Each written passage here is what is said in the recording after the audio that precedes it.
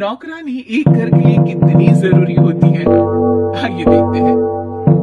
अरे बहू, ये देख, सारा साबुन बर्तन में रह गया। ये नौकरानी कोई काम नहीं करती, गंदा काम करके चली जाती है और ढेर सारा किया ही था, मेरे ही हाथ से इस ग्लास में सर्फ गिर गया था। अरे बस कर झूठी, उसे बचाने के लिए सारी जुगत लगा ले, लेकिन मैं तो इसे निकाल कर ही रहूंगी। हमारे जमाने में ना कोई नौकरानी थी और ना ही ये चिकने बर्तन। चूल्हे के जले बर्तनों को राख रगड़ कर साफ किया करती थी मैं। अरे माँ जी, मैं कहाँ बचा रही हूँ उसे, और वैसे भी आजकल नौकरानी जरूरत नहीं, स्टेटस सिंबल बन गया है।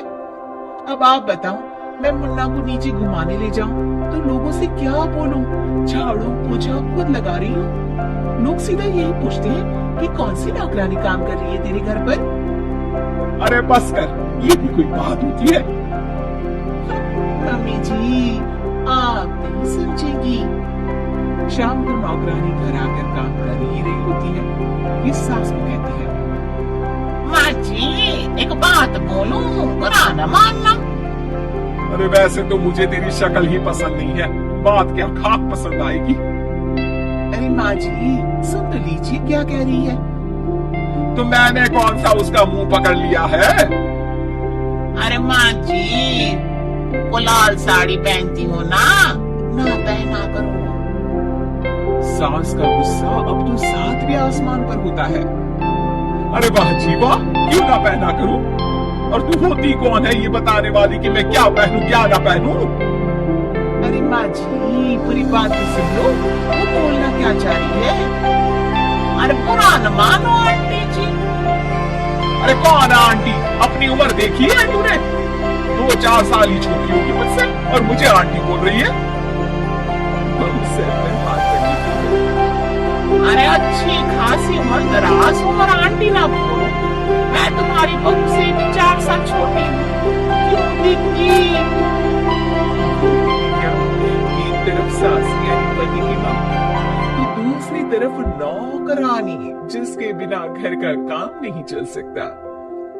वो दरअसल माँ जी की शादी पे बहुत जल्दी हो गई थी ना। अच्छा ये झगड़ा छोड़ो, ये बताओ तुम माँ जी को लाल साड़ी पहनने से क्यों मना कर रही हो? वो ना, इनकी उम्र की सारी औरतें सोसाइटी में इनके लिए बात करती हैं कि तुम्हारी सास बुढ़ी घोड़ी लाल लगाम है। बहू को ये सुनकर गुस्सा आ जाता है। अरे वाह वाह, कौन बोलता है जी?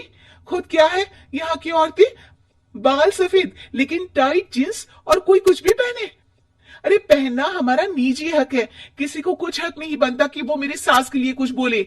मैं आज ही जाकर माँ जी के लिए लाल जींस लेकर आऊंगी, फिर देखो कोई क्या बोलता है। अरे चुप लाल जींस। अरे सुन नौकरानी की बच्ची, जाकर बोल दे उन लोगों से कि उन लोगों की तरह मैं उड़ती नहीं फिरती हूँ घर बार छोड़कर। अपने बच्चों और नाती पोतों में मन लगाती हूँ, ना कि सारा दिन ताश के पत्तों में आंख गड़ाकर 3 पत्ती खेलूं। नौकरानी वहां से चली जाती है। वैसे बहू, नौकरानी के क्या फायदे हैं ये तो पता नहीं, लेकिन सबसे अच्छा तो ये कि पता चल जाता है कि कौन किसके लिए क्या बोल रहा है। सोसाइटी में तेरा नौकरानी रखने का इरादा बिल्कुल ठीक था। अगले दिन उन लोगों के घर की बेल बजती है। बहू दरवाजा खोलती है कि सामने कुछ औरतें खड़ी होती हैं। अरे बहू, कहाँ है तेरी सास? बुला जरा। अरे बहन जी, आप सारी एक साथ आइए आइए, कैसे आना हुआ?